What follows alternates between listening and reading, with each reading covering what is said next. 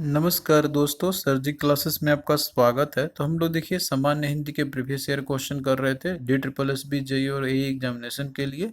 और इसके पहले देखिए जितने भी लेक्चर्स हमने बनाए हुए प्रीवियस ईयर पेपर का, वो चाहे आपका जीके का हो या हिंदी का हो या फिर इंग्लिश का हो, तो इन सब का जो है अलग से प्लेलिस्ट हमने बनाया हुआ है।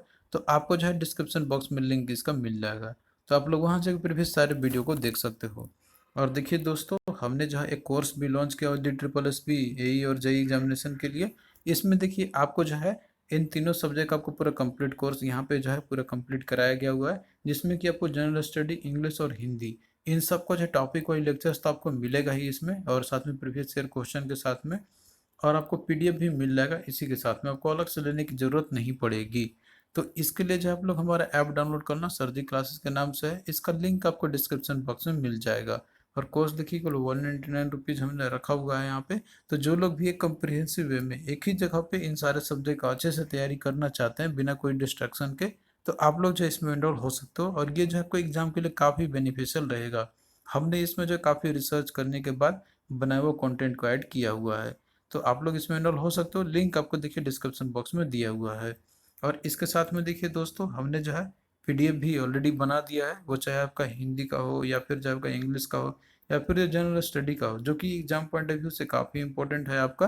तो आप लोग जो इससे अपना प्रिपरेशन कर सकते हो और कम समय में भी आप लोग कर सकते हो, क्योंकि इसमें हमने सारे इंपॉर्टेंट टॉपिक्स को ऐड किया हुआ है। और इनको पढ़ने में आपको ज़्यादा टाइम नहीं लगेगा, आप लोग इजीली कर सकते हो रिवीजन अपना इनसे। तो इन सब पीडीएफ का लिंक जो है आपको डिस्क्रिप्शन बॉक्स में मिल जाएगा, तो आप लोग वहाँ जाकर पीडीएफ को बाय कर सकते हो। तो देखिए यहाँ पे क्वेश्चन है आपका कि क्रिया सामान्यतः वाक्य में डैश का कार्य करती है। तो देखिए यहाँ पे जो है आपका क्रिया से रिलेटेड दिया हुआ है कि क्रिया सामान्यतः जो है ये वाक्य में किस चीज़ का काम करती है। यहाँ पे देखिए ऑप्शन में दिया विधेय का, अव्यय का, उद्देश्य का या फिर समास का। तो देखिए जो क्रिया आपका रहता है, तो ये जो है एक विधेय का काम करता है, माने कि क्या उसके अंदर में हो रही है। तो ये बताता है हमको कि किसी भी कार्य का होना या होने का बात को होती जो बोध कराता है, उसे हम लोग क्रिया कहते हैं। तो ये तो जो है आपका क्या होगा, ऑप्शन वन आपका यहाँ पे सही आंसर आपका हो जाएगा। तो परिभाषा से ही क्वेश्चन था आपका यहाँ पे। अव्यय देखिए कुछ और ही आपके होते हैं, उपदेश से तो कोई क्रिया हम लोग यूज करते नहीं है। समास आपका देखिए इसका अलग मतलब होता है। तो ये सारा चीज आपको डिटेल में पढ़ना होगा, उसके बेस पे आप लोग इजिली कर लोगे क्वेश्चन को। अगला देखिए क्वेश्चन है कि तुम्हारा आना खुशी की बात है। तो वाक्य में आना ये क्या है। तो यहाँ पे देखिए बात कही जा रही है तुम्हारा आना खुशी की बात है। तो इसमें आना जो है ये क्या है, क्रिया है, मतलब कोई आने की बात कही जा रही है, तो क्रिया हो रहा है आपका, यहाँ पे कर्म हो रहा है। तो इसमें आना जो है ये क्या है आपका, ये क्रिया का उदाहरण आपका है। तो क्या होगा, ऑप्शन ए जो है आपका यहाँ पे सही हो जाएगा। और बाकी देखिए संज्ञा किसी नाउन नाम जो रहता है व्यक्ति वस्तु स्थान का, तो उसको बोलते हैं हम लोग। विशेषण तो आपका होगा नहीं इसके अंदर में, तो ऑप्शन ए ही आपका यहाँ पे सही होगा। अगला देखिए दिया हुआ है कि मैं सावधानी से लिखता हूँ। इस वाक्य में सावधानी से शब्द व्याकरण की दृष्टि से क्या है। तो देखिए यहाँ पे दिया हुआ है लिखता। लिखता देखिए इसमें क्या हो रहा है, यानी कार्य होने की बात कही जा रही है। अब यहाँ पे देखिए ये तो क्रिया है, लेकिन इसमें ये नहीं पूछा, इसमें पूछा हुआ है कि सावधानी से बोला जा रहा है। तो अब इसमें देखिए क्या हो रहा है, लिखने का काम तो हो रहा है, लेकिन कैसे हो रहा है, तो सावधानी से हो रहा है। तो अर्थात यहाँ पे जैसे जो आपका क्रिया दिया हुआ है, तो उसकी विशेषता को बताया जा रहा है कि सावधानी से कर रहा है।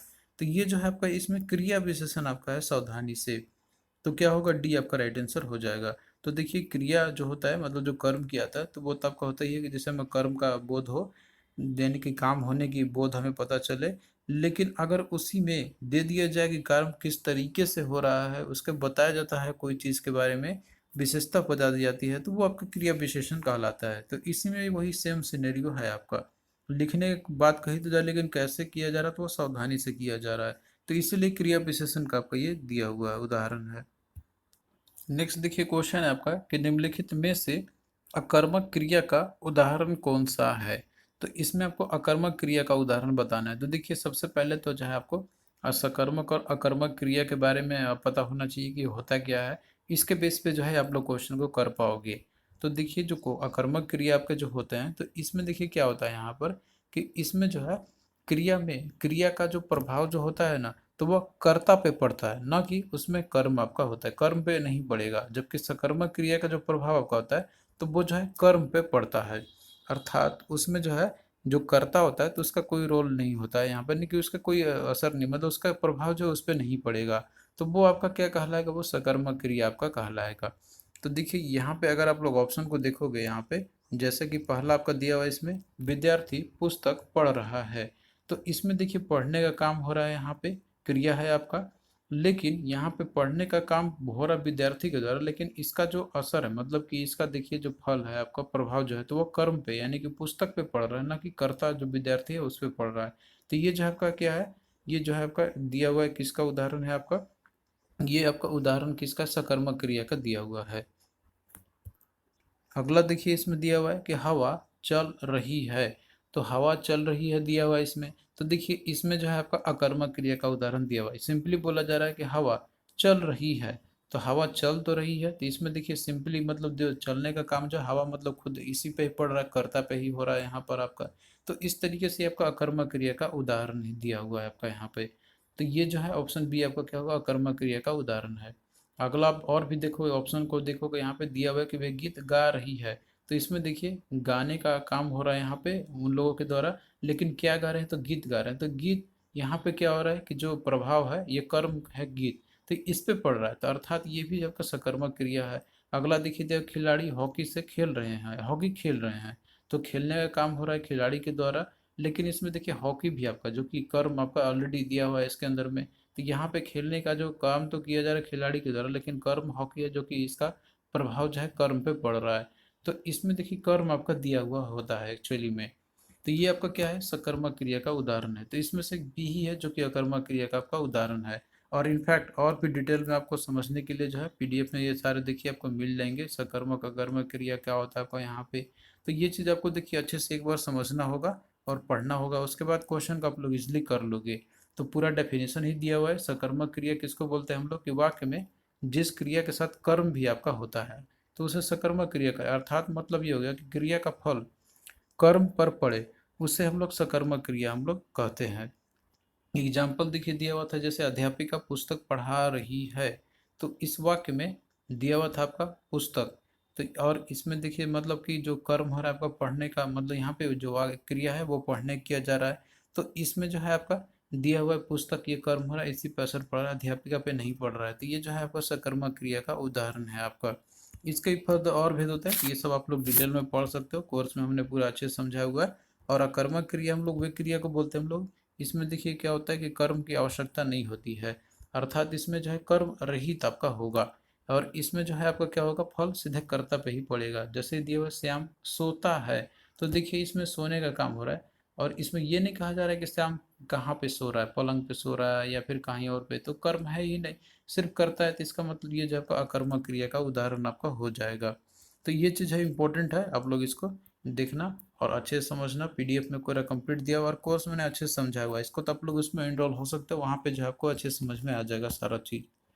अगला देखिए इसमें दिया हुआ है कि अधोलिखित किस वाक्य में अकर्मक क्रिया है, तो आपको जो है इसमें से बताना है कि किस में जो है अकर्मक क्रिया आपका दिया हुआ है, तो देखिए वही जो है आपको डेफिनेशन पे ही रहना होगा, आप लोग उसके अकॉर्डिंग जो है काफ़ी इजीली बता दोगे इसमें से। तो यहाँ पे देखिए अगर हम लोग बात करते हैं, जैसे कि अकर्मक क्रिया मतलब कि जिसमें क्या होगा आपका, यहाँ पे अकर्मक कर्म रहित होगा, यानी कि कर्ता पे सीधा असर पड़ेगा इसका, तो यहाँ पे देखिए ऑप्शन को अगर आप लोग देखोगे तो दिया हुआ है, मैं पुस्तक पढ़ता हूँ, तो इसमें देखिए पढ़ने का काम जो है मैं के द्वारा किया जा रहा है, लेकिन इसमें पुस्तक कर्म आपका दिया हुआ है, तो अर्थात पुस्तक पे फल का असर, मतलब जो है पढ़ने का काम जो है फल पड़ रहा है, असर उसी प्रभाव पड़ रहा है, तो ये तो आपका सकर्मक क्रिया का उदाहरण दिए तो होगा नहीं। अगला देखिए दिया हुआ है कि ये चीजें तुम्हारा जी ललचाती है, तो इसमें देखिए बोला है कि ललचाने का, तो किसका, तो तुम्हारा, और कौन सा, ये चीज है, इसमें देखिए कर्म आपका दिया हुआ है, तो ये भी आपका अकर्मक क्रिया नहीं होगा। अगला देखिए दिया श्याम सोता है, तो देखिए यही हमने आपको थोड़ा देर पहले बताया था कि इसमें सोने का काम श्याम के द्वारा हो रहा है, लेकिन कहाँ पे सो रहा है, इसमें कर्म नहीं दिया हुआ है, तो अर्थात ये जो है इसमें कर्म रहित है, यानी कि ये अकर्मक क्रिया का उदाहरण, तो क्या होगा, सी आपका ऑप्शन हो जाएगा। डी देखिए दिया यहाँ पर आपका कि वो अपना सिर खुजलाता है, तो देखिए खुजलाने का काम उसके द्वारा तो किया जा रहा है, लेकिन इसमें सिर जो कि कर्म दिया हुआ है, तो क्या होगा आपका, ये भी सकर्मक क्रिया का उदाहरण है, तो इसमें सी में ही जो है अकर्मक क्रिया का उदाहरण है आपका। नेक्स्ट देखिए क्वेश्चन है आपका यहाँ पे कि एक वाक्य में संयुक्त क्रिया का प्रयोग नहीं है, तो देखिए क्रिया जो है तो इसके और फर्दर भेद होते हैं इसके, जैसे कि आपका होता है प्रेरणार्थक क्रिया, संयुक्त क्रिया। तो इसमें देखिए संयुक्त क्रिया के बारे में बात करते हैं। देखिए संयुक्त क्रिया क्या होता है, पहले आपको ये समझना होगा यहाँ पे। तो देखिए जो संयुक्त क्रिया आपका जो होता है यहाँ पर आपका, तो संयुक्त क्रिया हम लोग किसको बोलते हैं, हम लोग कि जो क्रिया दो या दो से अधिक धातुओं का मेल से बनती है उसे संयुक्त क्रिया हम लोग कहते हैं। यानी कि जिसमें एक से अधिक क्रियाएं आपके होंगे तो वो आपका होगा संयुक्त क्रिया। जैसे अगर यहाँ पे आप लोग देखोगे उदाहरण दिया हुआ है कि बच्चा विद्यालय से लौट आया, तो इसमें देखिए एक आपका है लौटना और दूसरा आपका है आया। तो इसमें दो दो क्रियाएं आपके हैं, तो अर्थात ये जो है आपके ये एक ही कार्य को पूर्ण तो कर रहे हैं, लेकिन ये क्या है संयुक्त क्रिया है, मतलब दो क्रिया इसमें यूज किया गया है आपका। तो ये चीज जो है आपको समझना होगा यहाँ पे। और ये जो है आपके संरचना के आधार पर क्रिया के भेद होते हैं, तो आपको जो है ये समझ में आ गया होगा। अब देखिए क्वेश्चन पे आते हैं हम लोग। जैसे इसमें पूछा गया था कि संयुक्त क्रिया का प्रयोग नहीं है, तो पहला दिया हुआ है कि राम शैया पर लेट गया। अब इसमें देखिए दो क्रिया आपका लेट और गया, तो ये देखिए एक ही कर्म है आपका इसके अंदर में, मतलब लेटने का और गया, लेकिन दो दो क्रियाएं आपके हैं। तो इस तरीके से क्या आपका यहाँ पर, ये तो जैसे संयुक्त क्रिया का उदाहरण तो है। अगला दिया हुआ है कि लड़का चिल्ला उठा, तो इसमें भी देखिए चिल्ला और उठा दो चीज है आपका, तो ये भी जो है संयुक्त क्रिया का उदाहरण दिए तो आपका होगा नहीं। अगला देखिए तो कुत्ते ने काट खाया, तो इसमें देखिए काटना और खाया, तो दो क्रिया आपका है इसके अंदर में भी, तो ये भी आपका जैसे संयुक्त क्रिया का उदाहरण है। तो बचा आपका ऑप्शन डी, यही आंसर होगा आपका। इसमें देखिए दिया होगा श्यामा जा रही है, तो सिंपली इसमें देखिए जाने की बात कही जा रही है, तो एक ही क्रिया है इसके अंदर में आपका। तो क्या होगा ऑप्शन डी, जो कि संयुक्त क्रिया का प्रयोग नहीं किया गया हुआ है इसके अंदर में। तो आई होप कि ये चीज आपको समझ में आ गया होगा यहाँ पे। अगला देखिए क्वेश्चन है आपका कि निम्नलिखित वाक्यों में प्रयुक्त एक क्रिया संयुक्त क्रिया नहीं है। तो इसमें से कौन सा जो है आपका एक क्रिया संयुक्त क्रिया नहीं है वो आपको बतानी है। तो देखिए दिया होगा यहाँ पर कि लड़का दिल्ली जा रहा है, तो लड़का दिल्ली जा रहा है, तो इसमें देखिए यहाँ पे क्या हो रहा है आपका, यहाँ पर जाने की बात कही जा रही है और कहाँ पे तो दिल्ली की बात कही जा रही है और है भी आपका दिया हुआ है। तो इसमें देखिए संयुक्त क्रिया आपका क्या है इसके अंदर में दिया हुआ है आपका, यहाँ पर जो है संयुक्त क्रिया प्रयोग आपका इसमें भी किया गया है यहाँ पर आपका। अगला देखिए दिया भाई कॉलेज में पढ़ता है, तो इसमें देखिए यहाँ पे जैसे बात करते हैं हम लोग कि जैसे संयुक्त क्रिया का प्रयोग जो है इसमें भी आपका हुआ हुआ है। अगला देखिए दिया आपको यहाँ पर कि शीला बहुत अच्छी डॉक्टर है, तो इसमें देखिए सिंपली बोला जा रहा है कि डॉक्टर होने की बात कही जा रही है, तो शीला बहुत अच्छी डॉक्टर है, तो संयुक्त क्रिया का प्रयोग इसमें आपका देखिए नहीं किया गया हुआ है। तो क्या होगा ऑप्शन सी आपका यहाँ पे जो है सही आंसर आपका हो जाएगा। अगला और भी आप देख सकते हो, जैसे दिया हुआ है कि वो आज से वापस लौटी है, तो इसमें देखिए जो है आपका दिया हुआ है वो भी संयुक्त क्रिया का उदाहरण है। अगला देखिए दिया आपका यहाँ पर कि निम्नलिखित वाक्यों में से किसमें प्रेरणार्थक क्रिया का प्रयोग नहीं है।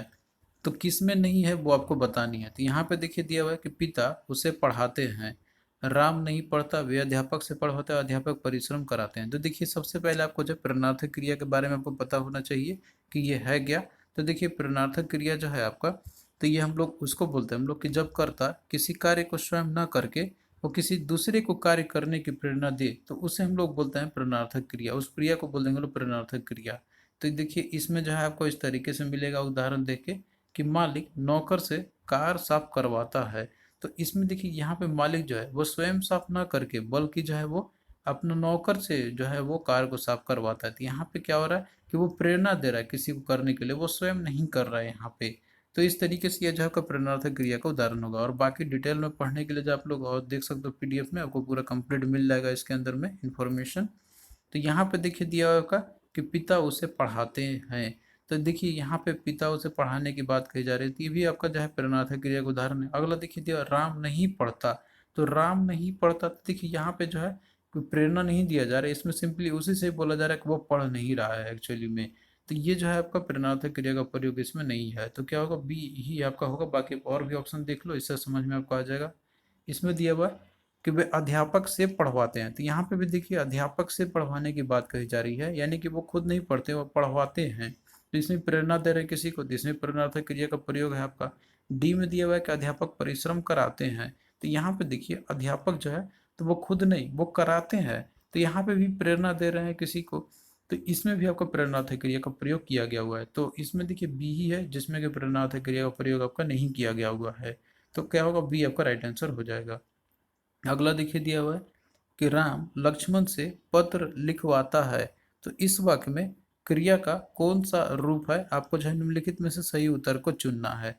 तो देखिए इसमें से अगर हम लोग बात करते हैं कि राम लक्ष्मण से पत्र लिखवाता है, तो इसमें क्या आपका होगा, पूर्वकालिक क्रिया है, प्रेरणार्थक क्रिया है, संयुक्त क्रिया है या फिर अपूर्व क्रिया। तो देखिए ये पूर्वकालिक क्रिया है, प्रेरणार्थक क्रिया, संयुक्त क्रिया, अपूर्व क्रिया क्या होता है, तो इन सबको जो है आपको एक बार तो समझना ही होगा अच्छे से। ऐसे ही आप लोग क्वेश्चन पे डायरेक्ट ले आओगे, तुक्काबाजी करोगे तो इससे आपका बनेगा नहीं काम। तो आप लोग को समझना ही होगा एक बार अच्छे से, लेक्चर को आप लोग देखोगे तो उससे आपको क्लैरिटी आ जाएगा। तो ये सारा चीज़ हमने डिस्कस किया हुआ है कोर्स पे, और पीडीएफ में भी आपको सारा मिल जाएगा। तो इसमें देखिए सिंपली बात कही गई थी राम लक्ष्मण से पत्र लिखवाता है, तो अर्थात यहाँ पे जो लिखने का काम है वो खुद नहीं, किसी से जो है प्रेरणा कर दे रहे हैं लिखने के लिए। तो इसमें आपको प्रेरणार्थक क्रिया का उदाहरण आपका दिया हुआ है, तो क्या होगा, ऑप्शन बी आपका दिया हुआ है, ऑप्शन बी इसमें करेक्ट आंसर आपका होगा। और बाकी पूर्वकालिक क्रिया, संयुक्त क्रिया, अपूर्व क्रिया, ये सब सारा चीज़ जो है आपको मिल जाएंगे पीडीएफ के अंदर में। तो आप लोग जो है इनसे अपना पूरा कंप्लीट तैयारी कर सकते हो। तो यहाँ पे देखिए जो क्रिया पे इसके देखिए और भी फर्दर भेद होते हैं इसके, जैसे कि यहाँ पे संरचना के आधार पर क्रिया का जो भेद आपका होता है, जिसमें आपका संयुक्त क्रिया, नाम धातु क्रिया, प्रेरणार्थक क्रिया, पूर्वकालिक क्रिया, ये सारे होते हैं। तो इन सबको जो है आप लोग डिटेल में पढ़ लेना एक बार अच्छे से, तो क्वेश्चन आपका छूटेगा नहीं इनसे किसी भी तरह का अगर आपका आता है तो थैंक यू दोस्तों। आपको कैसा लगा ये लेक्चर आप लोग कमेंट करके जरूर बताना, और देखिए इसी तरीके से जो है आपको आगे भी लेक्चर प्रोवाइड करते ही रहेंगे। तो चलिए दोस्तों मिलते हैं फिर नेक्स्ट वीडियो में, तब तक के लिए बाय।